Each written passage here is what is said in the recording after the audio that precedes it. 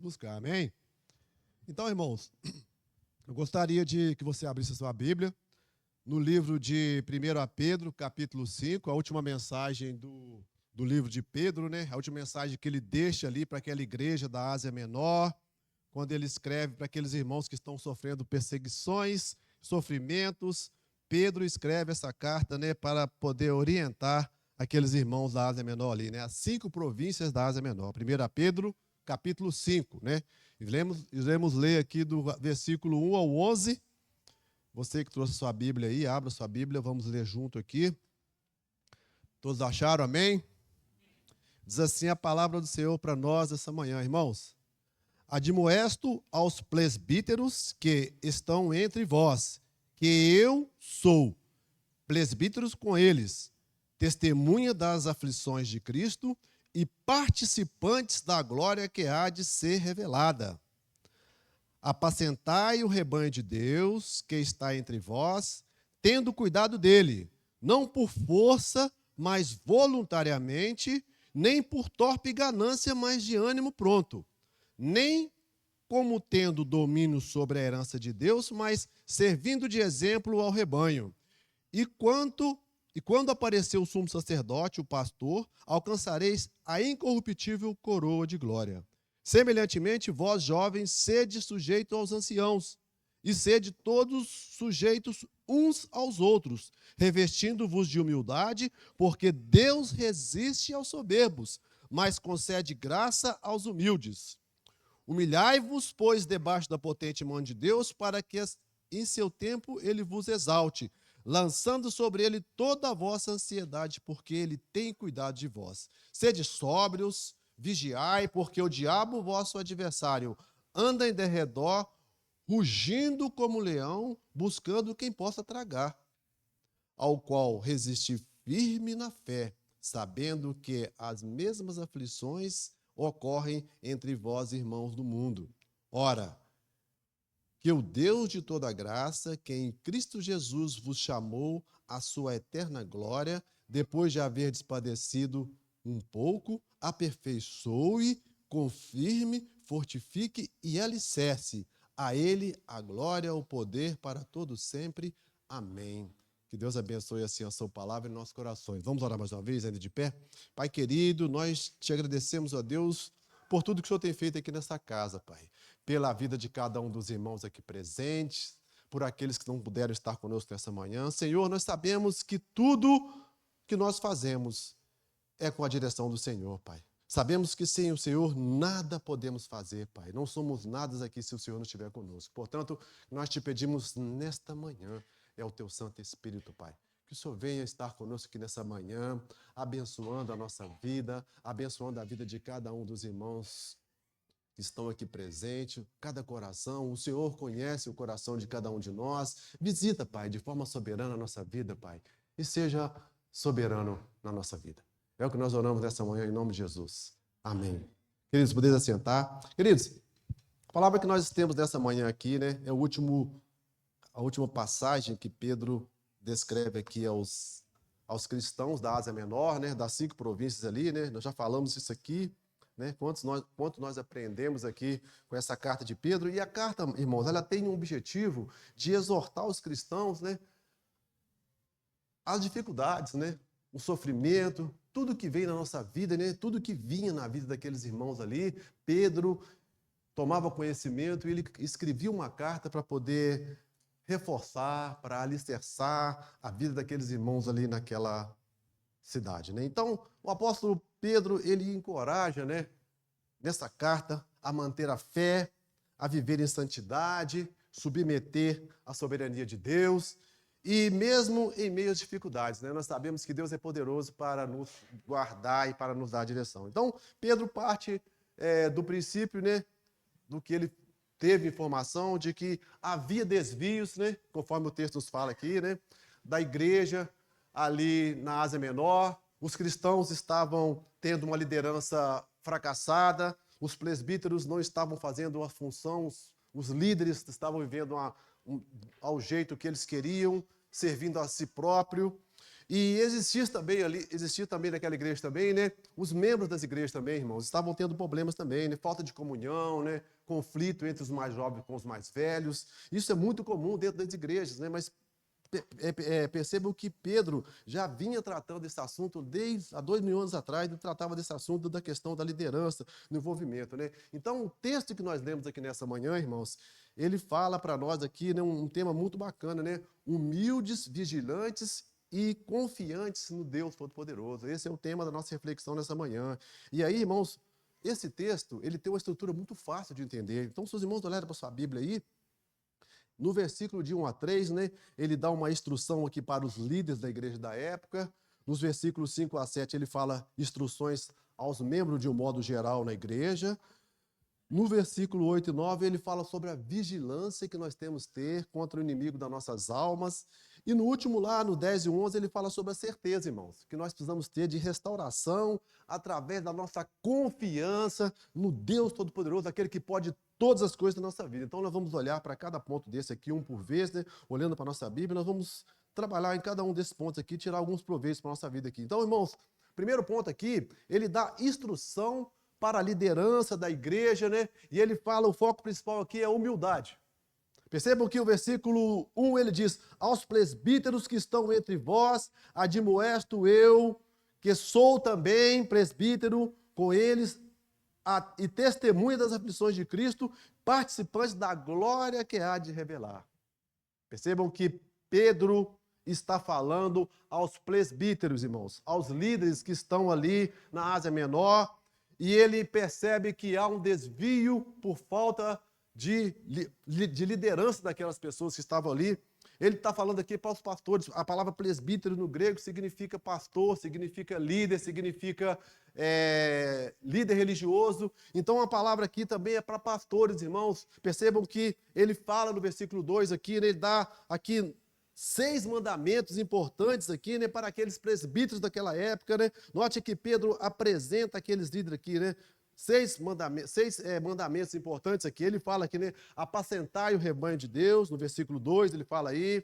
Ele fala cuidar do rebanho, ele fala sobre servir a Deus de forma espontaneamente, ele fala não de torpe ganância, mas de ânimo pronto, ele fala não como dominadores do povo de Deus, mas também servindo como exemplo para o rebanho.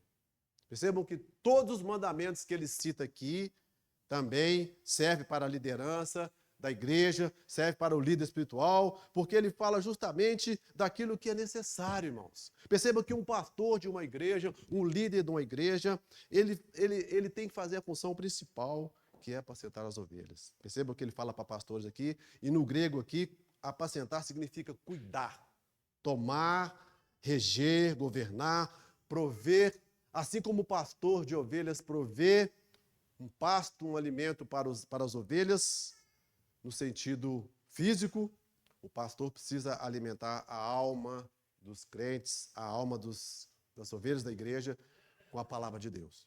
E aí o texto fala que ele precisa cuidar também. Na parte 2 ele fala assim, cuidando deles, né? O texto fala, cuidando deles, com cuidado.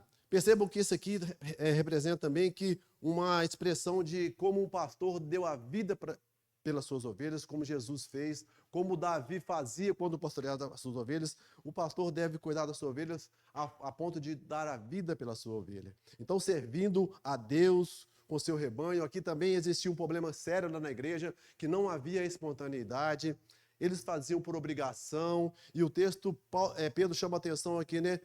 Não por força, mas espontaneamente, né? Voluntariamente. Percebam que há aqui uma palavra também convidando a que você sirva a igreja, que se você sirva o templo de Deus espontaneamente, não por força e nem por obrigação, esperando algo em troca. Mas ele também fala aqui de ânimo pronto, né?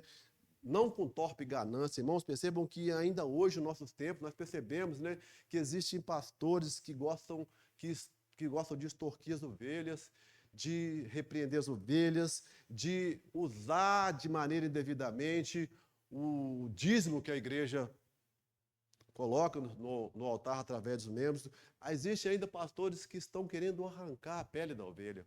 Então percebam que aqui a torpe ganância era algo que existia no passado, Pedro escreve a liderança para tratar esse assunto de forma clara, né? Então ele fala, não de torpe ganância, mas de ânimo pronto. Ele fala também, nem como dominadores dos que foram confiados, mas aqueles que cuidam, né? Servindo como exemplo para o rebanho. Perceba, irmãos, que Pedro, como apóstolo e presbítero, ele se identifica como líder da igreja da época e ele exorta a cuidar do rebanho de Deus com zelo, com humildade. Existia gente ali trabalhando de forma errada, existia cristãos em conflito entre si. Percebam que essa lição também se aplica muito a nós, irmãos. Perceba que a liderança da igreja precisa também, assim como a liderança daquela época estava perdida, hoje também isso serve de atenção para nós, é um ponto de atenção. Pedro apresenta aqui várias atitudes, né, que nós precisamos avaliar, né, fazer a nossa autoavaliação e saber como que estamos nesse ponto aqui, né. Ele fala de liderança por obrigação, ele fala de liderança por interesse pessoal, ele fala de liderança com autoridade. Irmãos, pastores, líderes não devem liderar com força da imposição, não devem fazer coisa a seu bel prazer, deve ser espontâneo, conforme é a vontade de Deus. Irmãos, não visando coisas materiais, de torpe ganância, conforme nós vemos muito por aí acontecer, mas servir com um coração puro. Percebam que a liderança, ela deve exercer uma autoridade, não deve exercer liderança dominadora. Ele deve, assim, como servo, ser sempre um bom exemplo. Percebam que, para estes, no versículo 4, existe aqui uma grande promessa. A palavra de Deus diz que a recompensa que eles receberão é a coroa da glória quando Cristo se manifestar, quando Cristo voltar. Perceba, irmão, que aqui há uma grande lição para nós aqui, quando nós aprendemos que a liderança cristã, ela deve ser servidora, ela deve ser a exemplo de Cristo. Liderar deve ser com amor, com humildade, com pureza de intenção. Essa exortação é importante para todos os pastores, líderes e cristãos do mundo inteiro. Precisam compreender isso, compreender que a liderança não é um cargo de poder, mas é um chamado para servir. Então, irmãos, todos nós precisamos disso. Às vezes você deve estar se perguntando aí, mas por que eu estou ouvindo tudo isso? Irmãos, isso aqui é um termômetro. É um termômetro para que eu e você tenhamos a capacidade de medir a sua própria vida, a sua própria capacidade de desempenho, se você deseja servir ao Senhor, se você deseja fazer algo em prol da obra do Senhor. Isso é um termômetro para você medir a sua vida, se é por interesse, ou se é por espontaneidade, ou se você está dedicado mesmo a servir a Deus. Isso é um termômetro também para você saber se o líder que você tem na sua igreja, se o pastor que você tem na sua igreja é alguém que está vivendo conforme orienta a Bíblia. Precisamos saber disso, sim, irmãos. Isso é algo que tem que estar presente na nossa veia, no nosso sangue. Nós precisamos saber disso. Então, irmãos, isso aqui representa aquilo que Jesus ensinou, um amor mútuo. É você amar o seu líder e ser amado pelo seu líder também. É você liderar e saber ser liderado.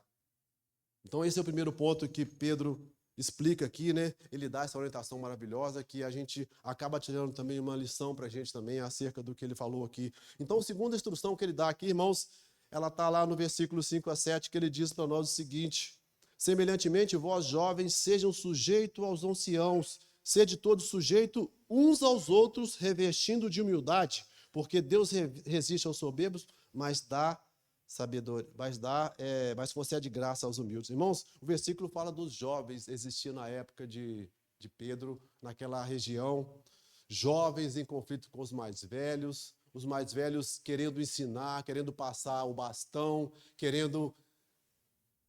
preocupado na manutenção da igreja, que a igreja continuasse com os mais jovens, e os mais jovens se autoliderando, achando que não precisava disso. Então percebam que ele fala também aqui, né, da igreja também, ele pede também para que você seja sujeito uns aos outros, né, sempre servindo um ao outro, um irmão servindo o outro na sua necessidade, né. A gente se sujeitar é um privilégio, não é se humilhar. Sujeitar é você se colocar à disposição, é você contribuir, é você ajudar e sentir satisfeito de ter contribuído com a vida de um irmão.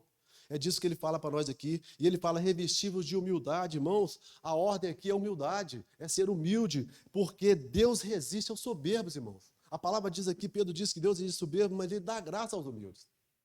Então você precisa, se você é soberbo, se você tem soberba na sua vida, você não pode falar, orar a Deus, Senhor, tira a soberba de mim, não. A soberba é algo que você precisa tratar pessoalmente na sua vida. A soberba é algo que você tem que mandar embora da sua vida, irmãos. Soberba, a Bíblia diz aqui que o Senhor resiste aos soberbos. Irmãos, é muito sério isso. Soberba é algo que nós temos que trabalhar na nossa vida. Se você ainda tem isso na sua vida, você precisa trabalhar isso. Você acha que você é mais, que você sozinho faz tudo, que você sabe mais que todo mundo, é mentira. Que a soberba não tem lugar no reino de Deus, não. Então ele diz aqui, humilhai-vos debaixo da potente mão de Deus, para que no seu tempo ele vos exalte. Nós não precisamos esperar, irmãos, no tempo do cronos, do relógio, não. Temos que esperar no tempo de Deus, no Kairos, que é o tempo de Deus. No tempo certo, Deus vai abençoar a sua vida. Às vezes você está esperando uma coisa, algo que ainda você não conquistou, algo que você deseja, algo que você está correndo atrás da sua vida há muito tempo, que você ainda não chegou no ponto que você queria. Mas Deus sabe das suas orações, Deus tem te acompanhado na sua vida, Deus sabe da sua necessidade e no tempo certo Ele vai te abençoar.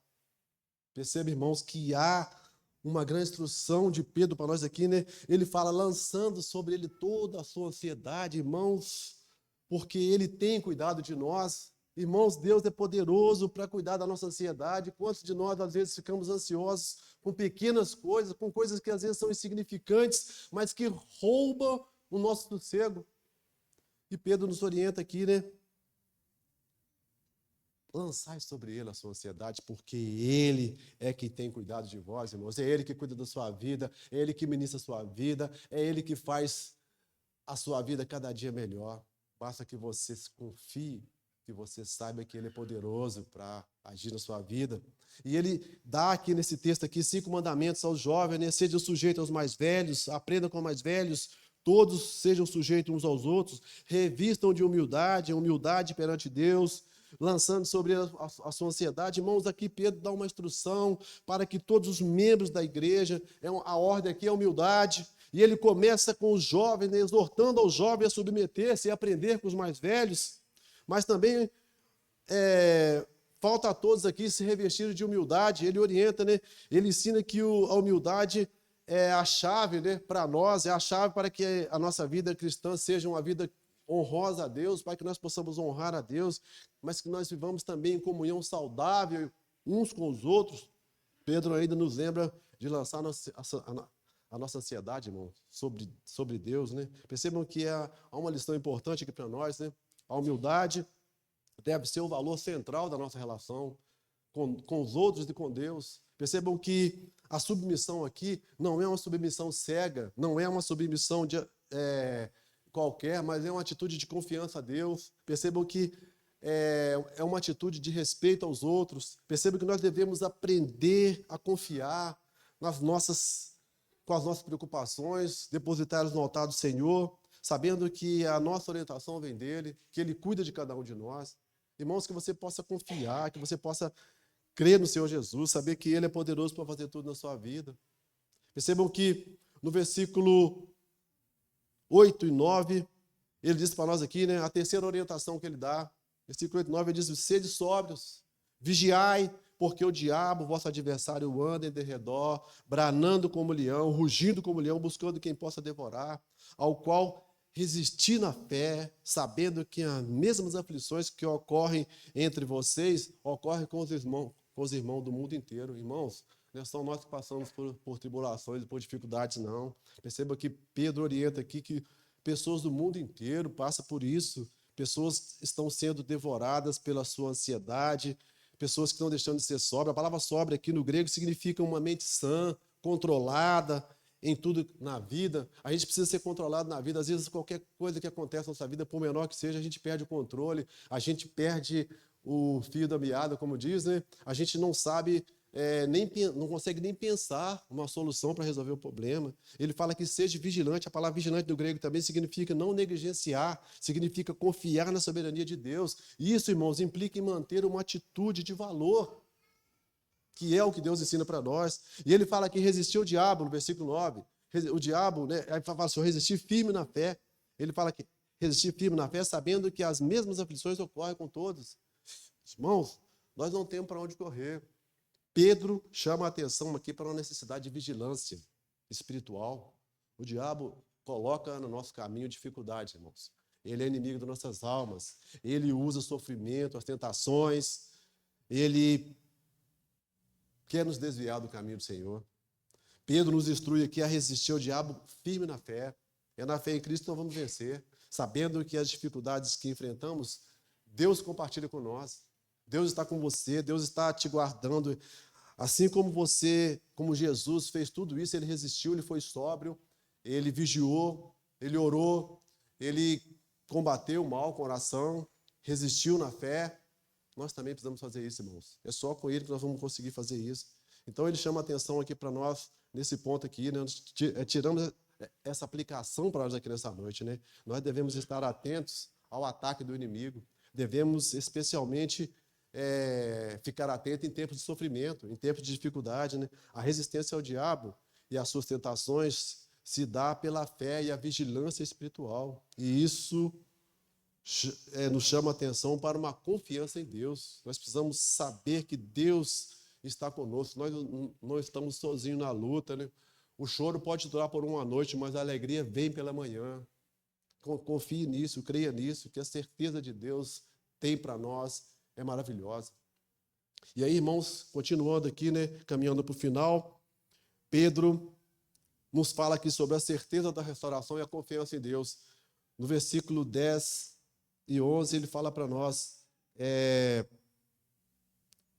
e o Deus de toda graça, que em Cristo nos chamou da sua eterna glória, depois de haver padecido um pouco, ele mesmo vos aperfeiçoará, confirmará, fortificará e fortalecerá. A ele seja a glória, o poder para todos sempre. Amém. Irmãos, percebam que há aqui 4 palavras, né, chaves aqui, né? A bênção para quem sofre e suporta as aflições. Se você sofreu as aflições, as perseguições, suportou tudo, né? Deus há de fazer mais na sua vida. Deus há de fazer mais por você. Assim como ele fez no passado para aquele povo ali, Pedro fez uma promessa de perfeição. Ele fala no versículo 10 aqui para nós, de perfeição, ele aperfeiçoará, ele confirmará na confirmação na fé. Ele fala que fortificará, força espiritual, e ele fala sobre fortalecer, que é fortalecimento na fé. Irmão, essas 4 palavras aqui falam da força e da resolução. Percebam que Deus está operando por meio das nossas lutas, das lutas do cristão, para produzir em nós um caráter justo, um caráter forte. Deus está trabalhando nessa vida para que nós sejamos cada dia mais resistentes. Percebam que Pedro desejava essa maravilhosa riqueza na vida daqueles irmãos do passado. E essa riqueza produzia atitudes fortes, né, de fortalecimento para os cristãos da época. Eu creio que para nós não seja diferente. As mesmas coisas que aconteceram há 2000 anos atrás é realidade para nós hoje, né? Para alcançar, assim, talvez uma maturidade eficaz como cristão, para mim e você, para que nós encaremos as dificuldades, para que nós encaremos as nossas lutas, as nossas aflições, né? Fortalecidos nesse Cristo maravilhoso que salvou a cada um de nós. Irmãos, percebam que Pedro encerra aqui com uma declaração de esperança, né? Sabendo que a confiança nossa é em Deus. É Deus que pode tudo por nós. Mesmo quando passamos por sofrimentos, sabemos que Deus, ele há de aperfeiçoar, fortalecer a nossa fé, ele há de firmar e ele há de dar fortaleza para cada um de nós. Irmãos, o sofrimento é temporário. O sofrimento é como uma chuva que vem muito forte, mas logo depois vem um sol maravilhoso. A palavra de Deus, ela é rica demais para nós. Pedro reconhece que o poder de Deus, ele está sobre todas as coisas. Ainda que as coisas estejam difíceis, a gente veja assim que a política está desgovernada, que a inflação está perdendo, mas aquele que é poderoso continua no trono. Continua reinando, continua cuidando, ele está no controle de tudo, e a hora que ele disser algo para corrigir tudo isso, vai voltar para o seu devido lugar. Então, irmãos, Deus é poderoso para todas essas coisas. Nós aprendemos outra lição maravilhosa aqui, que nós devemos viver essa esperança. no Deus Todo-Poderoso, né? Aquele que restaura, aquele que é soberano, aquele que tem, que tem tudo de bom para nós. E nós devemos carregar a certeza que Ele cumprirá a sua promessa na nossa vida. E Deus deseja, irmãos, de coração, Ele deseja fazer tudo na sua vida, Ele deseja te aperfeiçoar, Ele deseja te confirmar na fé, Ele deseja te fortificar e Ele deseja te fortalecer, irmãos. Ainda que nós sejamos fracos, falidos, miseráveis, pecadores, Deus é poderoso para fazer mais para mim e para você. E aí, irmãos, a ideia central desse texto aqui, né, de 1 Pedro 5, 1 a 11, pode ser resumida com um chamado para mim e para você, a humildade, a vigilância e a confiança em Deus. Percebe, irmãos, que o livro de Pedro, ele dá instrução tanto para líderes quanto para membros de comunidade cristã. Destacando aqui a submissão mútua. Nós temos que ser submissos um ao outro, né? A importância de viver em humildade, dependendo de Deus, especialmente nos tempos de sofrimentos e provações. E aí, a resposta que Deus espera de nós, né? Que Deus esperava, que Pedro esperava também daquele povo, daquela época, dos irmãos lá da Ásia Menor, das 5 províncias, né? Pedro esperava que os ouvintes tivessem uma vida marcada pela humildade. Irmãos, muitas vezes, às vezes eu digo que eu sou humilde, mas a marca que você carrega é a humildade? Será que as pessoas que estão em volta de você percebem que você é humilde? As suas atitudes demonstram que você é humilde? É muito importante, irmãos, que nós carreguemos essa marca conosco, que as pessoas olhem e falem, nossa, a pessoa fulano de tal é tão humilde, ele é bacana demais, ele é um cara tranquilo. Humildade, irmãos, é algo que nós precisamos buscar na nossa vida com perseverança. O segredo de tudo, de quem vence com Cristo, é a humildade. Cristo foi humilde. Então, para que ficar com arrogância, né? Soberbo, né? Como disse aqui, né? Então, perceba que outro ponto importante aqui, né? Que o autor esperava da época que as pessoas fossem vigilantes, né? Pessoa que ser sóbrio, vigilante, vigiar a todo momento, orar para não cair em tentação, conforme Jesus disse, né? E a outra ponto que ele esperava também era que eles confiassem na esperança futura que vem só de Deus. Essas respostas, irmãos, esperadas pelo autor, elas devem se manifestar no nosso cotidiano. Deve manifestar na minha vida, no meu relacionamento com meu irmão, com todos que vivem à minha volta. Então percebam que a verdadeira fé cristã é isso, né? É demonstrar essas características, né? Para que outros vejam isso em nós. Agora, quando fala de teologia bíblica, a teologia bíblica, no livro de 1 Pedro, Cristo é a pedra angular da nossa fé. Se você ver lá, a parte importante da Bíblia, Cristo aqui se revela. Então, há uma profundidade grande nesse texto quando o texto é cristocêntrico mesmo. O texto enfatiza temas que Cristo viveu. Ele fala sobre humildade, ele fala sobre liderança servidora, ele fala sobre confiança em Deus, ele fala sobre resistir à tentação. Tudo isso Jesus viveu. Então, o texto aqui tem uma ontologia bíblica muito importante, irmãos. Então, isso aí, trazendo para a nossa prática, é a nossa teologia prática. Percebam que, para a vida cristã, eu e você precisamos viver isso, assim como Cristo viveu. Assim como a teologia bíblica fala para nós aqui, nós podemos trazer para a nossa teologia prática, né? Viver uma vida de humildade, de liderança servidora, confiando em Deus, resistindo às tentações dos inimigos e aguardando uma esperança futura.